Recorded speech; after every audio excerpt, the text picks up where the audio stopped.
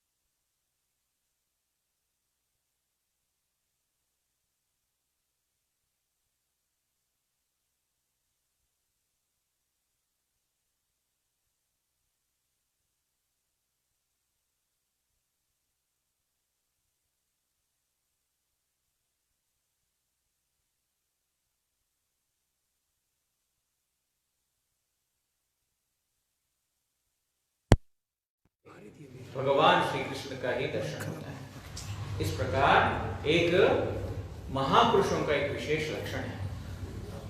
गुरु महाराज जी हमारे last class में ऐसा करते थे, गुरु जी हम लोगों को सेवकों को बेल बजा करके हमको बुलाते थे। वैसे गुरु जी कभी बेल बुलाना पसंद नहीं करते थे। गुरु जी बोलते थे हम वैष्णव कैसा कैसा बुलाएगा, जैसे नौकर को जाकर बुलाते ना बेल बजा करके।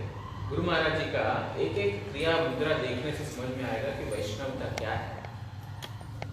गुरु जी को मुख से बोलने की जरूरत नहीं पड़ता, गुरु जी का आचरण से सब कुछ समझ में आता है कि एक एक क्रिया उनका वैष्णव उचित, वैष्णव को कैसे सम्मान देना चाहिए, एक साधारण व्यक्ति के साथ किस प्रकार व्यवहार होना चाहिए, एक एक छोटे से छोटे चीज।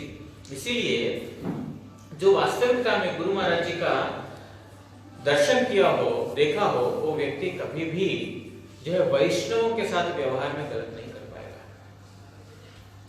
इस प्रकार एक अद्भुत, मतलब आप यूं कह सकते हो कि असमोर्ध्व जो भगवान है ना, उनका समान और उनके ऊपर कोई नहीं है। अब गुरुवर्ग को हम इसमें नहीं गिना सकते हैं, लेकिन जो हमारे गुरु जी के जो समान जो उसमें है, उनमें से गुरु जी का जो व्यवहार में असमोर्थ है, कोई गुरु जी के समान है, गुरु जी से ऊपर कोई नहीं है। इस प्रकार एक विशेष गुरु महाराज जी का एक प्रत्येक चीज में आचरण कि बोलते हैं कि हम उनके शिष्य हैं, कैसे भी बुला सकते हैं, लेकिन बेल बजा के बुलाना हम कैसे वैष्णव कैसे कैसे बुलाएगा। लेकिन उनका थोड़ा शारीरिक अस्वस्थता बढ़ने के बाद अब क्या करें, अब कई बार ऐसा होता है कि वृद्धाप्य में आकर के वैसा हो जाता है कि बार बार उठ के आना बुलाना थोड़ा मुश्किल हो जाता है। तो इसलिए बार बार सेवक लोगों का प्रार्थना सुन करके उन्होंने इस सेवा को स्वीकार किया। गुरु महाराज जी आपको आने की जरूरत नहीं, यहाँ पर बेल बजाने से हम आ जाएंगे, बार बार बोलने से। वो गुरु महाराज जी जब भी बेल बजाते थे, हम गुरु महाराज जी के रूम में जाते थे और हाँ जी गुरु महाराज जी कुछ सेवा है तो गुरु जी बुलाते थे। तो एक दिन की घटना है, एक दिन की बात है, गुरु जी ने बेल बजाया तो फिर पहले जो हमारे राधाकांत प्रभु हैं वो यूजुअली वो जाते हैं अंदर, तो उनको बोलते हैं आप जाओ, गुरु जी आपको बुला रहे। तो वो अंदर चले गए, तो दोबारा गुरु जी ने बेल बजाया, तो फिर मैं बाहर ही बैठा हुआ था। वो देखा नहीं होगा, राधा गंधु अंदर चले गए करके दोबारा बेल बजा रहे हैं, तो फिर मैंने ध्यान नहीं दिया। 2 बार 3 बार बेल बजाया, क्या हुआ, अंदर तो गए गुरुजी और किसी और को बुला रहे क्या? तो मैं अंदर गया, मैं बैठा, गुरुजी हमारे ओर नहीं देख रहे हैं, बेल बजा रहे हैं, सिर्फ हमारे ओर उनका नजर नहीं है, बेल बजा रहे हैं और बेल बजा करके खूब आनंदित हो रहे हैं। तो मैं बैठे, हाँ जी गुरुजी, कोई ध्यान नहीं, गुरुजी बेल बजाने में मस्त है। ऐसा इतने बार बजाए, जितने भी गुरुजी के सेवक 5-6 लोग सब इकट्ठा हो गए गुरुजी के रूम में, और सबको देखते हैं, मुस्कुराते हैं, बेल बजाते हैं, देखते हैं, मुस्कुराते हैं, बेल बजाते हैं। अब क्या है समझ में नहीं आया, गुरुजी क्या सबको बुला लिया, आप क्या बोलना चाहते हैं गुरुजी? गुरुजी बोलना कुछ नहीं चाह रहे हैं। गुरुजी थोड़ी देर के बाद हम थोड़ा कुतूहल के साथ बैठ गए, गुरुजी देखते हैं कि कितने देर बजाएंगे, क्या है। गुरुजी बेल बजा करके बोलते हैं, श्री कृष्ण चैतन्य प्रभु नित्यानंद श्री अद्वैत गदाधर शिवासदि गौर भक्तवृंद। दूसरा बेल बजाते हैं, हरे कृष्ण कृष्ण कृष्ण हरे हरे, हरे राम राम राम हरे हरे। एक बेल बजाते हैं पंचतत्व, ये पंचतत्व है, ये महामंत्र है। हमको ना पंचतत्व सुनाई दे रहा है, ना महामंत्र सुनाई दे रहा है। एक बेल बजाते हैं, ये पंचतत्व बोलते हैं, दूसरा बेल बजाते हैं, ये महामंत्र बोलते हैं, और बोलते हैं ये राधा कृष्ण है। अकेले से नहीं होगा, दोनों को बजाना पड़ेगा। अब क्या है उनका हृदय के अंदर भावना, भगवान वो छोड़ करके और दूसरा कोई व्यक्ति नहीं समझ सकता है। हमको कोई जागतिक साउंड कां की जो बेल बजता है, हमको वो सुनाई दे रहा है। गुरु जी को एक में पंचतत्व, दूसरे में महामंत्र सुनाई दे रहा है। और उस दिन काफी समय तक बेल बजता रहा, और जब भी जाते हैं ये पंचतत्व, और अभी भी गुरु जी का भजन कुटीर में एक पंचतत्व एक महामंत्र है। हमको दर्शन नहीं हो रहा, लेकिन गुरु जी ने इस प्रकार दर्शन किया और हमको बताया ये पंचतत्व महामंत्र है। मतलब देखिए गुरु महाराज जी, हम एक साधारण एक बैटरी से चार्ज करने वाला एक रिमोट मशीन जो बेल को बुलाता है, हमको समझ में आता है, वो देख रहे हैं इसमें राधा कृष्ण है, चैतन्य महाप्रभु है, इसमें पंचतत्व है, इसमें महामंत्र है। इसीलिए जो महापुरुष होते हैं उनका कार्य समझना हम जैसे साधारण व्यक्तियों को संभव नहीं होता है। हम लोग को लगता है कि क्या हो गया, ऐसा क्यों कर रहे हैं, लेकिन गुरुजी ने उस दिन कृपा करके अगर नहीं बोला होता तो हमको समझ में नहीं आता। आज तक नहीं समझ आता कि गुरुजी कर क्या रहे हैं, खेल रहे हैं, क्या कर रहे हैं। जैसे छोटा बच्चा खेलता है ना, तो हमको भी ऐसा लगेगा शायद खेल रही है, लेकिन अगर उस दिन गुरुजी ने नहीं बोला होता तो फिर हमको क्या समझ आता। क्योंकि एक साधु दूसरा साधु को पहचान सकता है, हम जैसा मूर्ख नहीं समझ पाएंगे। तो इसीलिए जो स्थावर जंगम जो भी वस्तु को देखते हैं, उनके पीछे मूर्ति को नहीं देते, बेल है, ये बैटरी लगेगा, ये करेगा, वो करेगा। गुरुजी को एक विदेशी महिला ने एक गाय गिफ्ट किया, टॉय वाला खिलौना गाय, और वो चाबी देने से चलता है। ऐसा वाला खिलौना गुरुजी को खरीद कर दिया, क्योंकि गुरुजी को जो है गाय बहुत पसंद है, इसीलिए गाय खरीद करके गुरुजी को दिया। आप मानोगे नहीं, उस खिलौने का गाय के गाल के ऊपर ऐसा ऐसा ऐसा ऐसा प्यार करते हैं, लाड करते हैं, ऐसा ऐसा। हम देख रहे हैं एक छोटा सा एक गाय है, लेकिन गाय का साक्षात मूर्ति गुरुजी उसमें देख रहे हैं। और चाबी देकर के जब चलाते हैं, वो गिर जाएगा गिर जाएगा गिर जाएगा। अरे हमको तो उसके लिए उसके अंदर कोई प्राण नहीं है, निष्प्राण है, लेकिन वो गिर जाएगा, सावधान सावधान। और गुरुजी की ओर चलाते थे, फिर गुरुजी बहुत खुश होते थे, गाय हमारे साइड आ रहा है। मतलब क्या भाव है। हम लोगों को कुछ ये सब समझ में नहीं आता, हमको लगता है खेल रहे हैं, लेकिन ये खेल साधारण खेल नहीं है। ये खेल ऐसा खेल है जो उस लोक में होता है, और उसमें कोई निष्प्राण नहीं देख रहे हैं, साक्षात गाय। हम गुरुजी के साथ ट्रैवल कर रहे थे पंजाब में, जलंधर से शायद बठिंडा की ओर जा रहे थे। गुरुजी गाड़ी में बैठे हैं, गुरुजी के साथ में मैं साइड में बैठा हुआ था, और रास्ते में चलते हैं। गुरुजी जब जाते हैं हर 5 मिनट में पूछते रहते हैं और कितना दूर, हर 5 मिनट में पूछते हैं और कितना दूर। अब 1 घंटा बोलेंगे तो उसके बाद आपको 55 मिनट बोलना पड़ेगा, और कितना समय लगेगा, और कितना समय, 5-5 मिनट के बाद पूछते रहते हैं। तो बहुत अच्छा लगता है, आनंद आता है गुरु जी के साथ, कुछ तो बोलते रहते हैं, मतलब हम लोग को एंगेज करके रखते हैं। तो ऐसा जा रहे थे, रास्ते में एक जो खेती है ना, साइड में खेती है, एक खेती में देखा कि गाय जा रहे हैं। हमारा नजर तो गए नहीं वहां पर, गाय को लेकर के कोई गोपाल जो एक ग्वाला जा रहा है। तो हम तो ऐसे ही सामने देख रहे हैं, इधर उधर देख रहे हैं, लेकिन अरे गाय गाय गाय देखो गाय, मतलब उनका नजर गाय देख करके क्या है, भगवान की याद है।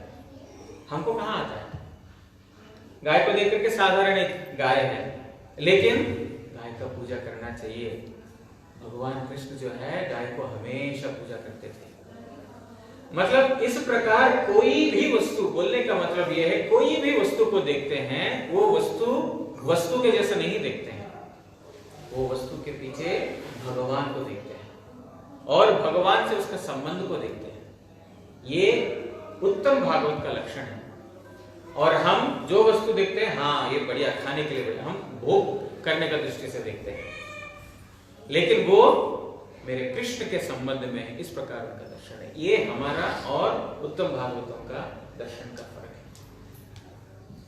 तो यहां पर बोलने का मतलब ये है कि ये पूरा विश्व में आप हैं, मैं कोई आपको पूजा नहीं कर सकता, मेरी योग्यता नहीं है, लेकिन इन आंखों के द्वारा जो विश्व में आपको देख रहा हूं, मैं उसी विश्व रूप आपको मैं प्रणाम कर रहा हूं। इस प्रकार गजेंद्र ने अपना स्तव व्यक्त किया। तो बोल रहे हैं कि जो भगवत पार्षद हैं, जो शुद्ध भक्त हैं और जो भगवान के अति प्रिय हैं, हमेशा हमेशा सब वस्तुओं में भगवान का ही दर्शन। आज ये श्लोक पढ़ेंगे। योग रंधित कर्माणो हृदि योग विभाविते योगिनोयं प्रपश्यन्ति योगेशं तम नतो अस्मि अहम्। भक्ति योग द्वारा दग्ध कर्मा योगिगण योग विशोधित हृदय मध्य जहां के प्रत्यक्ष करे हमी से योगेश्वर के प्रणाम करी। बोल रहे हैं भक्ति योग द्वारा दग्ध कर्मा योगिगण, कर्मी से ज्ञानी श्रेष्ठ है, ज्ञानी से योगी श्रेष्ठ है, और एक तपस्वी है, तपस्वी से भी योगी श्रेष्ठ है। और उन योगियों में सर्वश्रेष्ठ कौन है? मद्गते अंतरात्मनः, अंतरात्मा में मेरा दर्शन जो करता है, मतलब जिसका दर्शन मेरे में है वो सर्वश्रेष्ठ योगी है। इसका मतलब क्या है? भक्ति योग सर्वश्रेष्ठ है, कर्म से ज्ञान श्रेष्ठ, ज्ञान और तपस्या से योग श्रेष्ठ। उस योग में श्रेष्ठ कौन है? सर्वश्रेष्ठ योगी कौन है?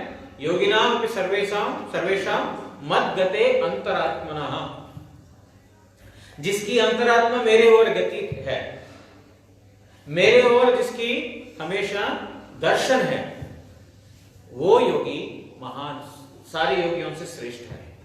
मतलब भक्त योगी, भक्ति जो भक्ति योग जो पालन करता है वो सर्वश्रेष्ठ है। योग का मतलब क्या है?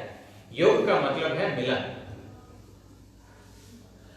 जो कर्म योग, कर्म के द्वारा मिलन, ज्ञान योग, ज्ञान के द्वारा मिलन, भक्ति योग, भक्ति के द्वारा मिलन।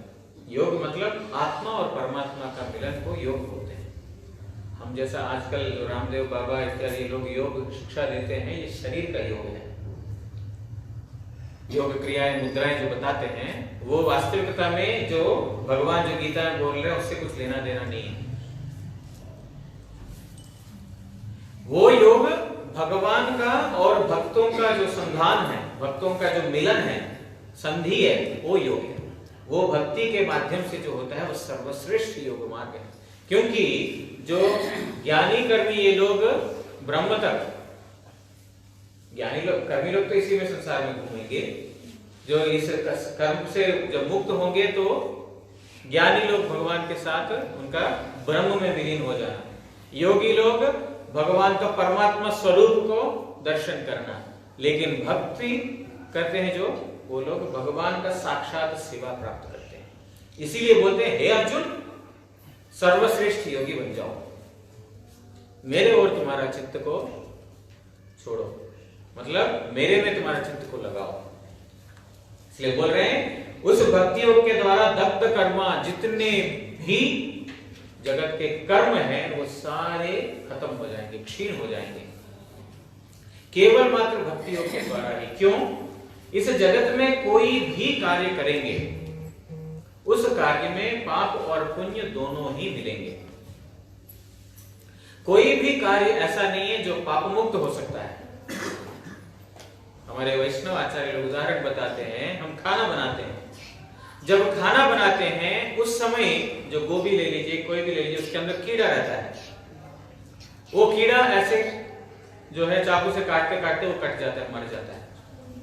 ऐसे बहुत सारे कीड़े होते हैं, जब खाना उबालते हैं तो उसके साथ वो कीड़े मर जाते हैं। तो एक कीड़ा का जन्म हम नहीं दे सकते, उस कीड़े को हमने मार दिया तो फिर क्या पाप नहीं लगेगा?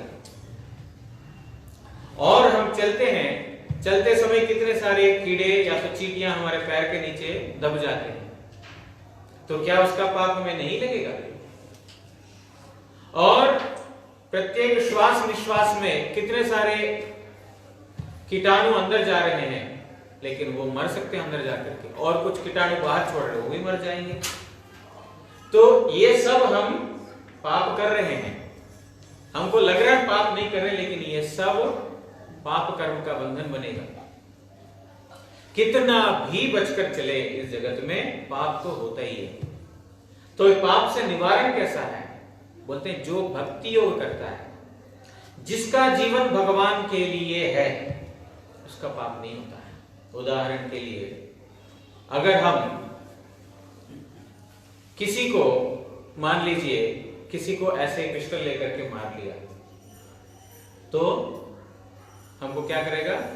हमारा लाइसेंस सीज करके हमको कारखाने में, कारागार में डाल देगा। जो पिस्टल का लाइसेंस मिला है लेकिन हमने किसी को मार के खत्म कर दिया, हमको कारागार में डाल देंगे। वही एक गवर्नमेंट एम्प्लॉई है, गवर्नमेंट के अंडर काम कर रहा है वो, और देश का रक्षण के लिए उसने किसी को गोली मार दी, तो फिर उसको अशोक चक्र अवार्ड मिलेगा। दोनों ने मारा, इसने भी मारा, उसने भी मारा, लेकिन एक को पुरस्कार और एक को तिरस्कार। क्यों?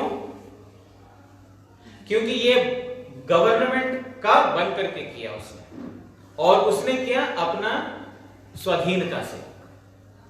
उसी प्रकार जब हम भगवान का बन करके कोई भी कार्य करते हैं, ऐसा नहीं कि उसके अंदर नहीं होता है, हम भी खाना बनाते हैं उस समय भी बहुत सारे कीड़े मरते हैं, लेकिन उद्देश्य, उसका पीछे उद्देश्य देखा जाता है, भगवान के लिए बनाते समय हुआ। तो इसीलिए जो प्राणी भगवान के लिए बनाते समय अपना जन्म को आहुति दिया, उन लोगों का भी उद्धार होगा। जिनका उसमें जो भगवान का यज्ञ में जिनका आहुति हुआ, भगवान के लिए खाना बनाना, भगवान के लिए बनाना, भगवान के लिए जीना, उस व्यक्ति का, क्योंकि वो जानबूझकर मतलब अनजाने में भी हमेशा कोशिश करेंगे कि छोटे से छोटे जो कीड़ा है या चींटी है उसको भी दुख ना पहुंचे, है ना। जिस प्रकार नारद जी ने शिक्षा दिया था ना, एक व्याध था, वो व्याध ऐसा व्याध था जानवरों को आधा मार करके मजा लेता था, क्योंकि उसका तड़फन देख करके उसको मजा आता था। तो एक बार नारद ऋषि ने देखा कि इधर एक आधा मरा हुआ जानवर पड़ा हुआ है, उधर एक पड़ा हुआ, उधर एक पड़ा हुआ, वो रास्ता पकड़ पकड़ के जा रहा है, कौन मार रहा है इसको। देखा कि एक व्याध जो है वो वहां पर आधा मार करके आधा जिंदा छोड़ रहा है। तो नारद ने बोला, अरे भाई कर क्या आए हो तुम? तो बोलते हैं जब ये जानवर लोग तड़पते हैं ना, मुझे बहुत अच्छा लगता है, बहुत अच्छा लगता है। तो नारद बोलते हैं कि अगर खत्म करना है, मारना तो पूरा मार दो इसको, आधा मारा छोड़ना नहीं चाहिए, इससे बहुत पाप होता है, नरक यातना भुगतना पड़ेगा। वैसे खत्म मारेंगे तो भी भोगना पड़ेगा, लेकिन आधा किसी को मार करके तड़फा तड़फा करके मारोगे तो फिर उसका दुख, उसका अधिक ज्यादा गुण होगा। तो वहां पर नारद ने बहुत शिक्षा दिया।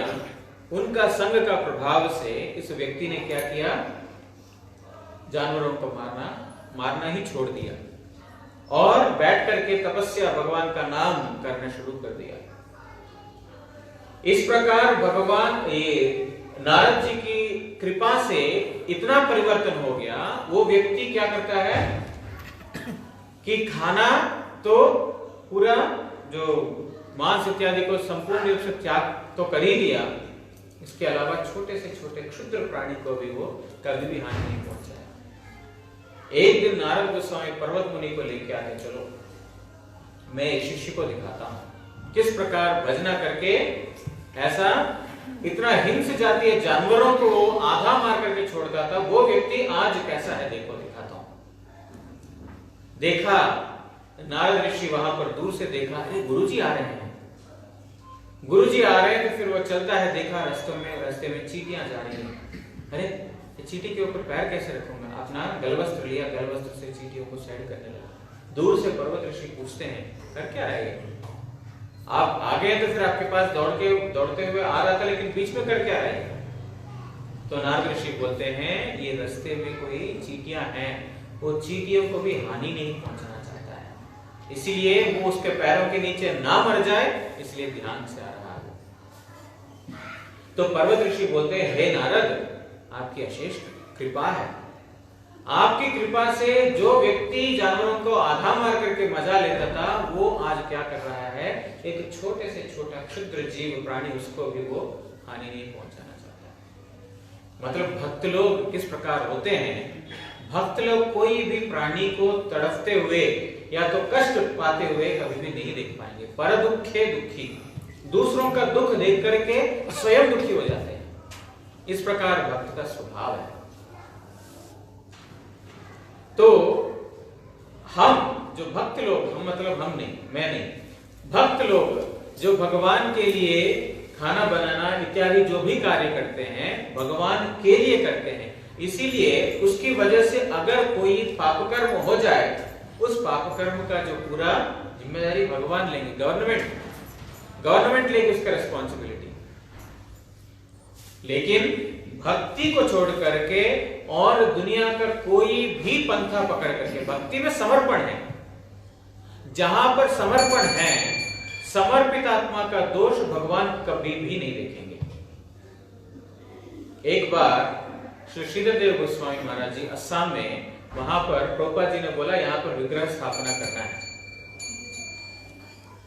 तो उस समय हमारा परम गुरु जी थे हयग्रीव ब्रह्मचारी प्रभु, और श्रीधर महाराज जी तो ऑलरेडी उनका संन्यास हो चुका था, और भी सीनियर सन्यासी लोग थे, सार्वभौम मठ की बात है।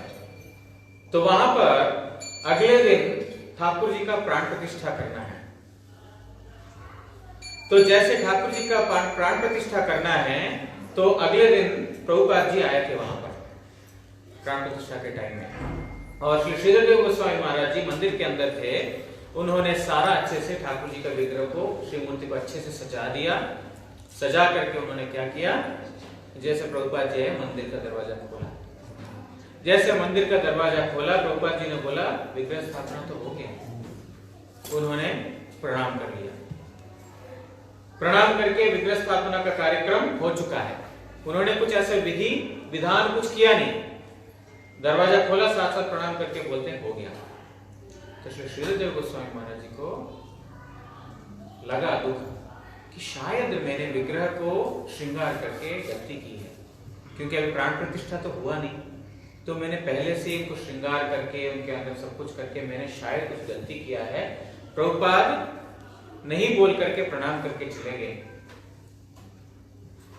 तो जब श्रीधरदेव गोस्वामी महाराज जी ने अपना दुख प्रकाशित किया था, बाद में हमारा परम गुरु जी ने ब्रह्मचारी दर्शन में प्रभुपाद जी को पूछा था। ऐसा जो श्रीधरदेव गोस्वामी महाराज जी बोलते हैं, श्रीधर महाराज बोलते हैं कि उस घटना से वो बहुत शर्मिंदा है कि ऐसा नहीं करना चाहिए, तो उन्होंने कर दिया पूरा ठाकुर जी का श्रृंगार वगैरह। तो बहुत जो अपने आप को बहुत कोस रहे हैं, वो शर्मिंदा है।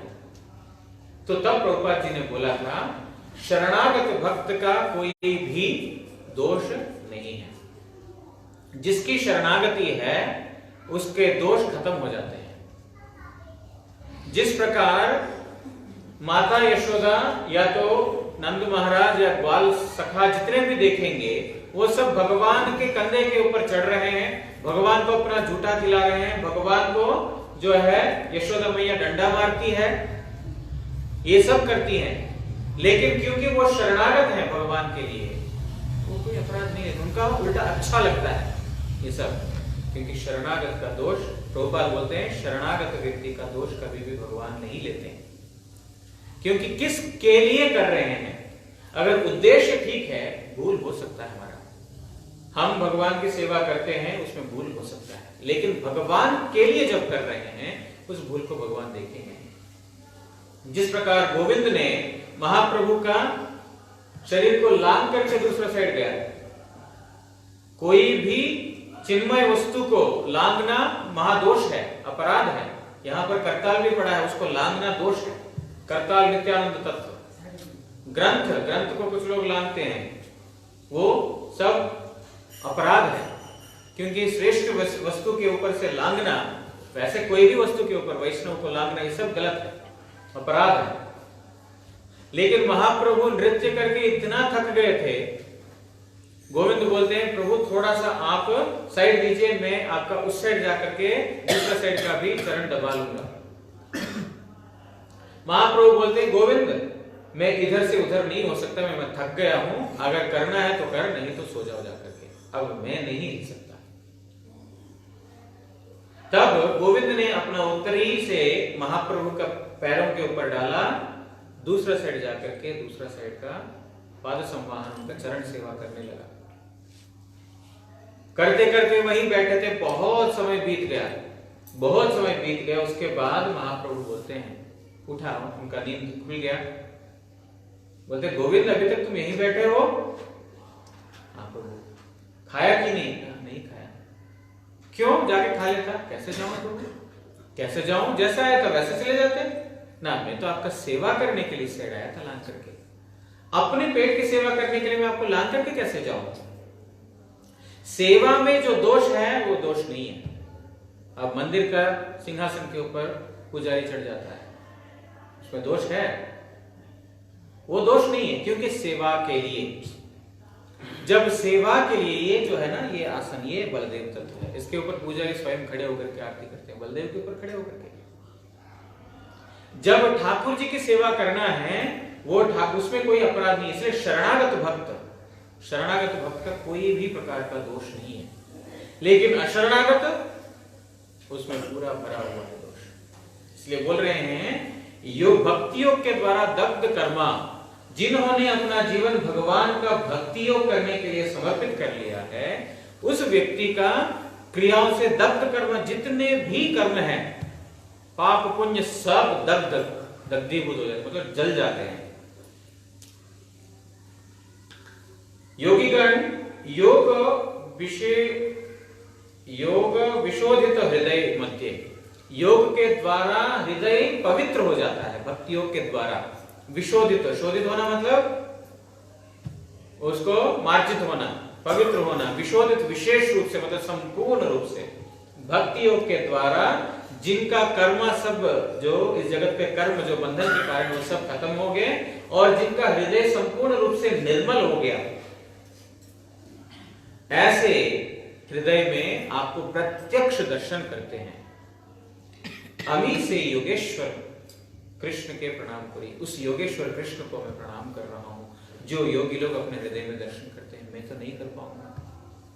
यहां पर गजेंद्र बोल रहे हैं मैं तो नहीं देख पाऊंगा, मैं तो आपका दर्शन नहीं कर पाता हूं, क्योंकि मैं तो इतना बड़ा योगेश्वर नहीं हूं, इतना बड़ा योगी नहीं हूं, कोई भक्ति नहीं है, कोई आपके लिए कोई काम किया नहीं है, इसलिए मेरा हृदय पवित्र हुआ नहीं है, मेरा हृदय निर्मल नहीं हुआ। लेकिन जो योगी लोग अपना पवित्र और निर्मल हृदय में जिन परमेश्वर योगेश्वर का दर्शन करते हैं, वो योगेश्वर का मैं प्रणाम कर रहा हूं। मैं भक्ति तो नहीं कर पाऊंगा, और इस संसार में जो सब जगह विश्व में जिस प्रकार देख रहा हूं, उस विश्व का विश्व रूप आपको मैं प्रणाम कर रहा हूं। और योगी लोग जो उनके हृदय में दर्शन करते हैं, उनको मैं प्रणाम कर रहा हूं।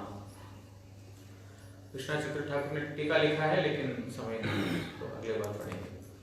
नमो नमस्तुभ्यं असह्य वेग शक्ति त्रयायाखिल द्विगुणाय प्रपन्न पालाय दुरंत शक्तये तदिन्द्रियाणं अनवाक्य वर्त्मने। असह्य वेग गुणत्रयशाली निखिलेन्द्रिय विषय रूपे प्रतीयमान शरणागत जने रक्षक अपार शक्ति संपन्न अजितेंद्रिय गणेर अप्राप्य वर्त्म अपना के नमस्कार। इस स्तव के द्वारा गजेंद्र बोल रहे हैं कि जो गुणों के द्वारा चालित जो इंद्रिय हैं हमारे, जो 5 प्रकार, 5 कर्मेंद्रिय और 5 ज्ञानेंद्रिय, टोटल हमारे 10 इंद्रिय प्लस मन, 11 इंद्रिय जो है कैसों के द्वारा, गुण के द्वारा, सत्व रजो तमो गुण, इन 3 गुणों के द्वारा प्रभावित है। हमेशा हमेशा देखे अच्छे से खाने का लालच या तो अच्छा दृश्य देखने का, ये सब रजोगुण तमोगुण से उत्पन्न, सोने का या कुछ मतलब कोई अच्छा काम, कोई मंदिर में जाने का, ये सत्व गुण से उत्पन्न। मतलब जो भी हमारे इंद्रिय हैं सत्व रजो तमो गुण के द्वारा चालित है। और इसका वेग क्या बोल रहे हैं? असह्य वेग। असह्य वेग मतलब जिसको सहन नहीं कर सकते हैं, इस प्रकार का वेग। जब इंद्रिय का वेग इतना प्रबल होता है, कोई भी व्यक्ति उस इंद्रिय का वेग से बच नहीं सकता है। कितना भी ज्ञान क्यों न हो, कितना भी हरि कथा श्रवण क्यों नहीं किया हो, जब तक उस व्यक्ति का जो चित्त वृत्ति भगवान का सेवा में नहीं लगता है, तब तक इंद्रियों का जो प्रबल वेग है, जो त्रिगुणों का जो प्रबल वेग है इंद्रियों के ऊपर, वो निश्चित रूप से असर करेगा। इसीलिए भक्तिनाथ ठाकुर जी, हमारे गुरु महाराज, अक्सर ये कीर्तन करने के लिए बोलते हैं, हरि हे प्रपंचे कोरिया अगति होइया ना देखी उपाय आर, अगति रगति चरणे शरण तुम्हाय करिनुसार। वाक्य मनोवेग क्रोध जिह्वा वेग उदर उपस्थ वेग, मिलिया ये सब संसारे भाषाई दीते छे परम उद्वेग। बोल रहे हैं वाचो वेग, संसार के बारे में बकबक करने की आदत, भगवान को छोड़ करके दुनिया का सारे बातें करेंगे, हमारे पास समय का कोई अभाव नहीं है। भगवान का भजन करो, टाइम नहीं मिलता जी। लेकिन वही सारा रात जागरण करके जागतिक चर्चा करेंगे, एक झपकी भी नहीं आती संसार का बात करने के लिए। लेकिन भगवान का हरिनाम में हाथ, झोली में हाथ दो, एक मन का भी नहीं होगा, तब तक नींद आ चुका होगा। क्यों? क्योंकि भगवान में रुचि नहीं है, जागतिक विषयों में इतना रुचि, इतना आसक्ति। इसलिए बोलते हैं हमारे गुरुजी अक्सर ये शरणागति का जो कीर्तन है भक्तिनाथ ठाकुर करने के लिए हमेशा बोलते थे। वाक्य मनोवेग, मन का वेग कितना जल्दी जल्दी भागता है एक स्थान से दूसरा स्थान। क्रोध जिह्वा वेग उदर उपस्थ वेग, ये सब इंद्रियों का वेग क्या कर रहा है? मिलिया ये सब संसार एक भाषाएं, ये संसार में मुझे पूर्ण रूप से डुबो रहा है। और दीते छे परमोद्वेग, बहुत उद्वेग दे रहा है। अनेक जतने शेषव दमने छाड़ियाची आशा में, मैंने बहुत चेष्टा किया उनको अपनी इच्छा से, अपना बुद्धि से, अपना ज्ञान से, अपना बल से उसको दमन करने के लिए बहुत प्रयास किया। छाड़ियाची आशा में, अभी मैंने आशा छोड़ दिया कि ये कभी मेरे से संभव होगा ही नहीं, आशा ही छोड़ दिया। अनाथ हेर अनाथ डाकी तव नाम, एक ना भरोसा तुम्ही। हे अनाथों के नाथ, हे भगवान, मैं आपका नाम पुकार रहा हूं। अब आप ही एकमात्र सहारा है। जब तक आप कृपा नहीं करेंगे, जब तक आप मेरा ये इंद्रियों को दमन नहीं करेंगे, तब तक ये नहीं हो पाएंगे। मतलब इंद्रियों के ऊपर जो त्रिगुणों का जो वेग है, असह्य वेग, असहनीय वेग, कोई भी रोक नहीं सकता है। लेकिन बोल रहे हैं क्या? उसको भी आप खत्म कर सकते हैं। जो शरणागत व्यक्ति है, शरणागत भक्त है, उसके लिए क्या असंभव है? सब कुछ कर सकता है। क्यों? उनके पास भगवान का विशेष बल है। भगवान का बल से सब कुछ संभव है। इसलिए बोलते हैं कि अनेक यतने शेषव दमने छाड़ियाची आशामयी अनाथेर अनाथ डाकी तव नाम एखो न भरोसा तुम। जब भरोसा भगवान के ऊपर रखेंगे, अपना ज्ञान बुद्धि इंद्रिय बल इन सब के ऊपर रखेंगे, कभी भी नहीं होगा। जब ये भगवान के ऊपर छोड़ेंगे तब भगवान निश्चित रूप से उसको, उस शरणागत व्यक्ति को उस संसार से उद्धार करेंगे। इसलिए बोल रहे हैं शरणागत जने रक्षक, जो शरणागत व्यक्ति है उसको आप रक्षा करते हैं।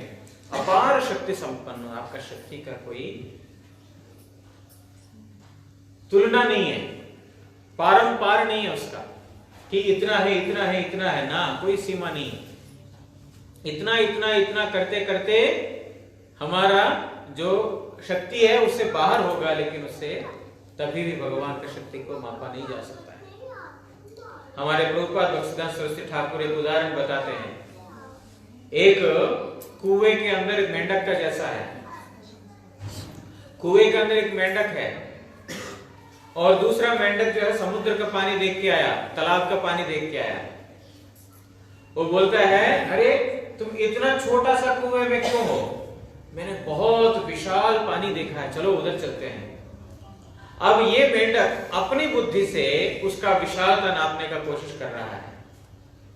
तो वो मेंढक बोलता है, कितना? इतना बड़ा?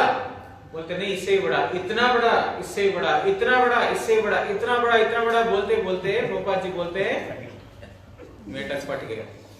अपना छाती फुलाते फुलाते फुलाते इतना बड़ा बड़ा, अपना इतना बड़ा दिखाते दिखाते उसका छाती फट गया, लेकिन उसका माप में नहीं आया।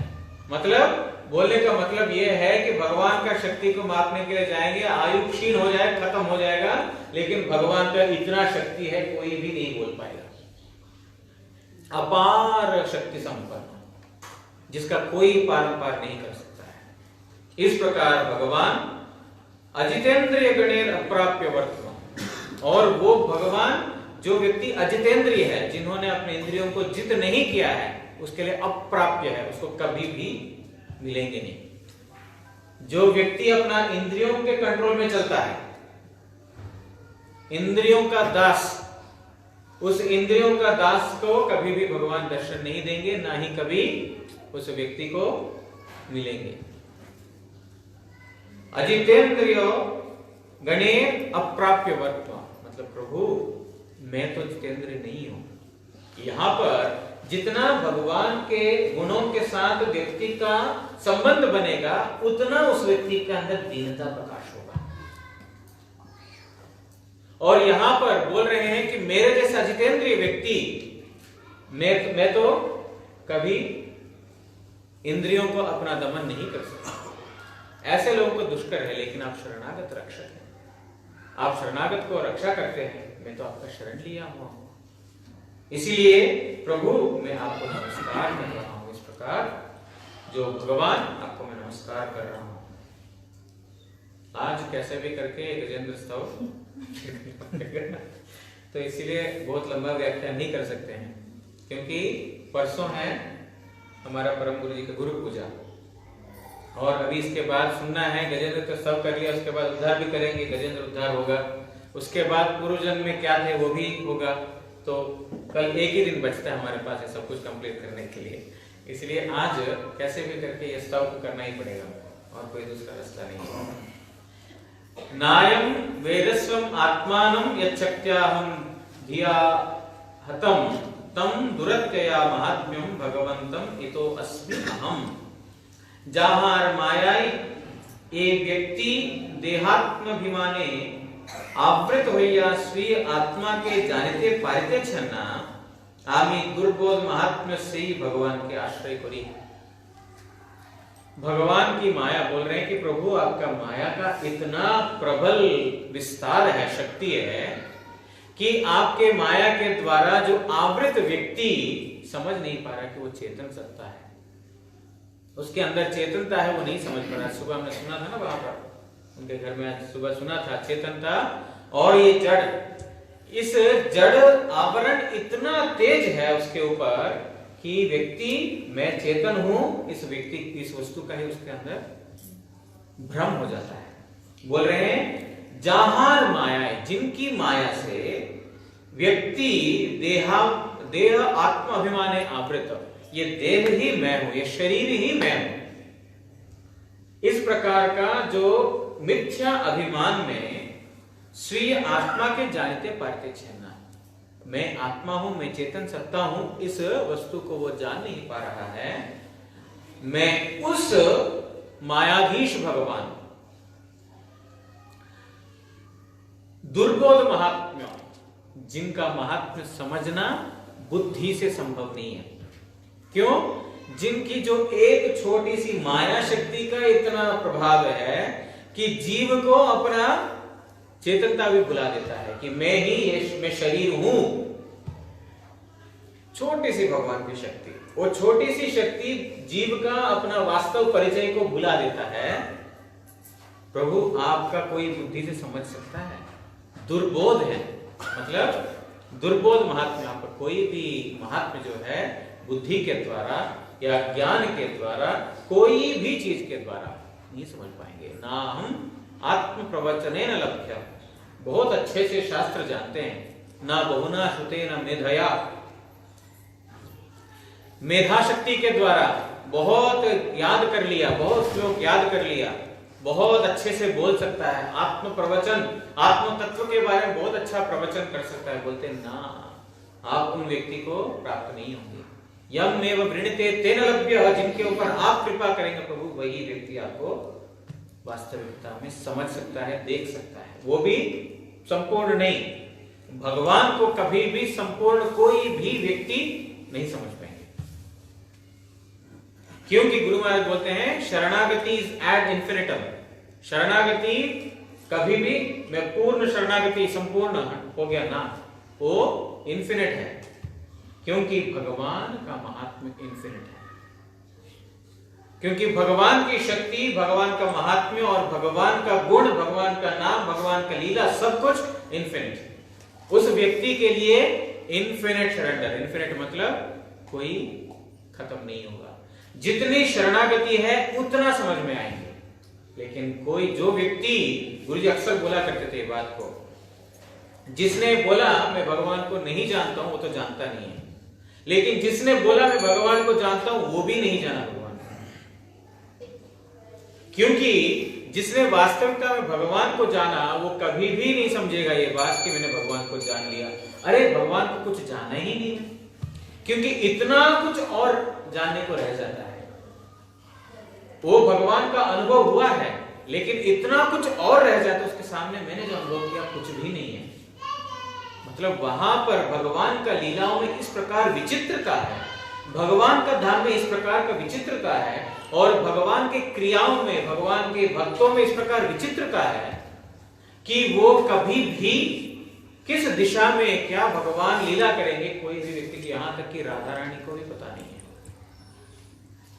राधा रानी को छोड़ दो, भगवान स्वयं को भी पता नहीं है कि किस प्रकार अगला मुहूर्त में वो लीला करेंगे। क्योंकि जैसे भक्त लोग नचाते हैं वैसे भगवान नाचते हैं। जिसकी जितनी शरणागति है, जिसकी जिस प्रकार का बोध है, भगवान उस प्रकार का उसके लिए बन जाते हैं। तो भगवान स्वयं को मालूम नहीं है कि किस प्रकार का विचित्रता उनके अंदर है। इसीलिए तो महाप्रभु बनकर के आए। वो श्री कृष्ण स्वयं मेरे अंदर में क्या मधुरिमा है, क्या मधुरता है, मैं खुद नहीं जानता हूं। अपना जो चेहरा महल में देख करके खुद आश्चर्यान्वित हो गए, अरे मैं इतना सुंदर हूं क्या। भगवान स्वयं अपना रूप को देख करके मोहित हो जाते हैं।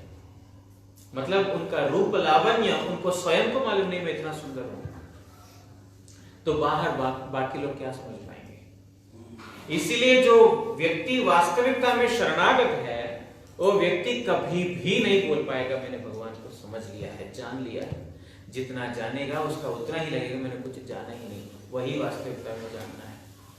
तो बोल रहे हैं कि हे प्रभु, आपके दुर्बोध महात्म्य, आपका महात्म्य कोई भी नहीं समझ सकता है। से ही भगवान के आश्रय करी, मैं उन भगवान को आश्रय करता हूं। समय हो गया है, गजेंद्र स्तव भी हो गया है। कल बाकी जो है ये हमारा 10 मिनट ले लें एक्स्ट्रा, 10 मिनट ले लें एक्स्ट्रा, थोड़ा 10 मिनट एक्स्ट्रा ले लेते हैं, थोड़ा उद्धार कर लेते हैं गजेंद्र का, क्योंकि बहुत 1 महीने से लटका के रखा है। श्री शुक उवाच एवं गजेन्द्रम उपवर्णित निर्विशेषम ब्रह्मादयो विविध लिंग अभिदाभिमाना नैते यदोपसृपुर्निखिलात्मकत्वा तत्राखिलाम अरमयो हरिरा विरासित।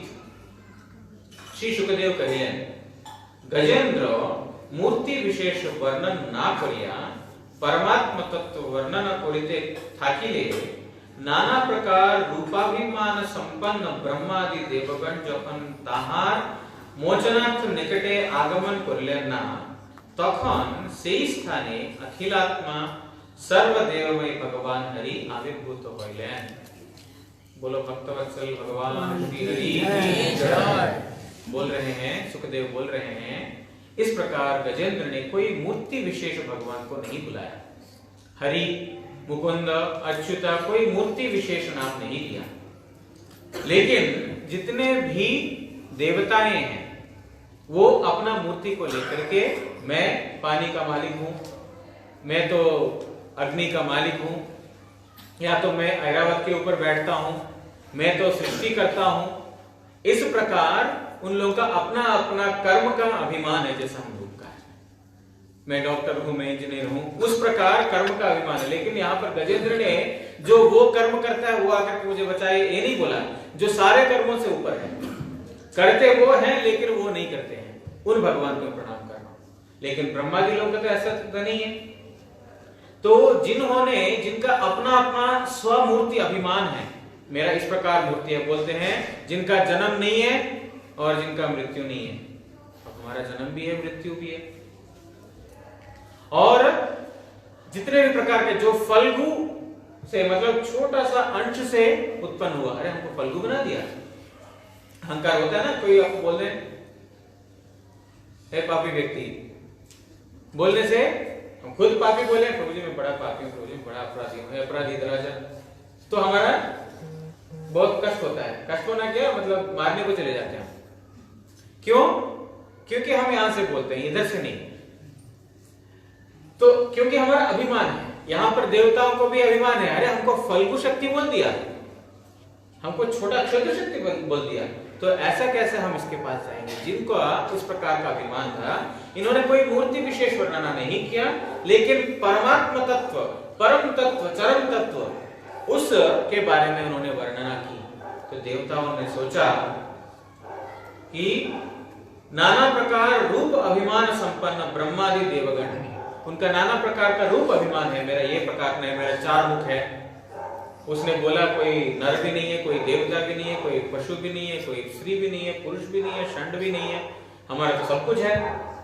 या अपना अपना देवियां जो है, हम तो स्त्री हैं, देवता लोग से हम तो पुरुष हैं। इस प्रकार का अभिमान करने वाले जितने भी देवी देवता हैं तो हमको बुलाया नहीं। इसीलिए वहां पर उन्होंने क्या, गजेंद्र को आकर के रक्षा करने के लिए किसी ने भी उत्साह नहीं दिखाया, उदासीन हो गए वहां पर। तब विश्वनाथ चक्रवर्ती ठाकुर टीका में लिखते हैं कि देखते हैं भगवान हरि तो जल्दी आने वाला नहीं है, ये गजेंद्र जो है हम इतना जल्दी प्रकट होने वाले, हमको नहीं बुला करके जो परात्पर परब्रह्म नारायण को बुलाया वो कभी इतना जल्दी आता नहीं है। भगवान जल्दी प्रसन्न होते नहीं है, और जब प्रसन्न हो जाते हैं जल्दी छोड़ते नहीं है। भगवान के साथ बड़ा प्रॉब्लम है, बहुत जल्दी खुश नहीं होते हैं। अगर एक बार किसी से खुश हो गया उस व्यक्ति को छोड़ेंगे नहीं, क्योंकि श्याम टेढ़ा बाका, एक बार हृदय के अंदर घुस गया बाहर नहीं निकल सकता। कोई सीधा उसको जाएगा तो सीधा निकल जाएगा, लेकिन एक टेढ़ा व्यक्ति है, घुसने में भी टाइम लगेगा, निकलेगा नहीं वो। इसीलिए हमारे रूप गोस्वामी पर एक श्लोक लिखा, उसके श्लोक के अनुगत में भक्तिनाथ ठाकुर जी ने कीर्तन लिखा, बंधु संगे जदि तव रंग परिहास थाके अभिलाष जेयो न को वृंदावने केशी तीर्थे घाटेर सकाश। बोलते हैं कि अगर तुमको बंधु बांधवों के साथ संसार में परिहास करना है, मजाक यहाँ संसार का अच्छा लगता है, ध्यान देना, वृंदावन में नहीं जाना। वृंदावन चलो गलती से चला भी गया, केशी घाट में नहीं जाना। क्यों? गोविंद विग्रह धरी तथा आछेन हरि, वो हरि जो है ना गोविंद के रूप में विराजमान है वहां पर। नयने बंकी व दृष्टि मुखे मंदहास, वो सीधा नहीं देखेगा, टेढ़ा देखेगा। ऐसा टेढ़ा देखना मतलब उसका एक अलग इशारा होता है। सब देखने का हिसाब से अलग अलग भाषा है। वो टेढ़ा देखेगा, ऐसा तिरछा देखेगा और बंसी बजाएगा। और मुखे मंदहास, ऐसा मुस्कुराएगा कि आपके हृदय के अंदर घुस जाएगा। अब जब घुसेगा वो अंदर, उसका पूरा व्याख्या करेंगे तो समय और ज्यादा चला जाएगा, आप लोग पढ़ लीजिए। तो अंदर जब घुसेगा तो फिर आपको और संसार भोग करने की इच्छा खत्म हो जाएगा। इसीलिए वहां नहीं जाना। अगर संसार भोग करने की इच्छा है, केशी घाट नहीं जाना, वृंदावन नहीं जाना, केशी घाट अगर चला भी गया, गोविंद का दर्शन नहीं करना। गोविंद का दर्शन किया तो फिर बस संसार में और तुमको अच्छा नहीं लगेगा। इसीलिए बंधु संगे यदि तव रंग परिहास, उनके साथ अगर तुम्हारा परिहास, तुम्हारा सब कुछ करना है तो फिर जयनाथ को जाना नहीं भैया। लेकिन हम तो कई बार गए हैं, कुछ हुआ नहीं हमारा हमारा तो अलग है। तो बोलने का मतलब यह है कि भगवान घुसना बहुत मुश्किल है, अंदर जाते नहीं है, लेकिन एक बार अंदर गए तो बाहर नहीं निकलते हैं। तो देवता लोग सोच रहे हैं भगवान को बुलाया नारायण, वो तो आएगा नहीं पक्का, आज इसका मृत्यु अनिवार्य है। ऐसा देवता लोग अपना अभिमान लेकर के सोच रहे हैं। उन्हीं देवताओं के सामने क्या किया? तपन से ही स्थाने अखिलात्मा, सब विश्व का जो आत्मा और सर्व देवमय, सारे देवताओं का देव जो भगवान श्री हरि क्या किए? आविर्भूत हुए, वहां पर आविर्भूत हुए। बोलो भक्तवत्सल भगवान हरि की जय।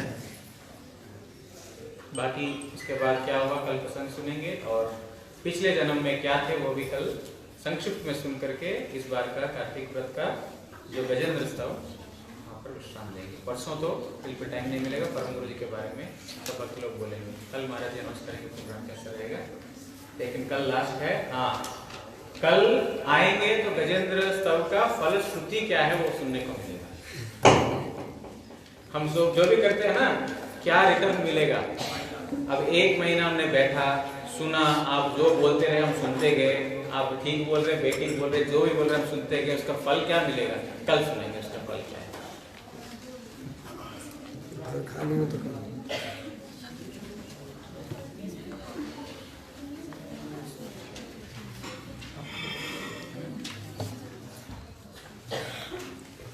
सप्तम याम साधन प्रदोष लीला भजन प्रेम विप्रलम युगायितम निमेषेण चक्षुषा प्राकृषायितम शून्यायितम जगत सर्वं गोविंद विरहेण में उद्वेग दिवस न जाय क्षण होइल युगसम वर्षा मेघ प्राय अश्रु वर्षितु नयन गोविंद विरहे शून्य होइल त्रिभुवन तुषानले पड़े जेन न जाय जीवन।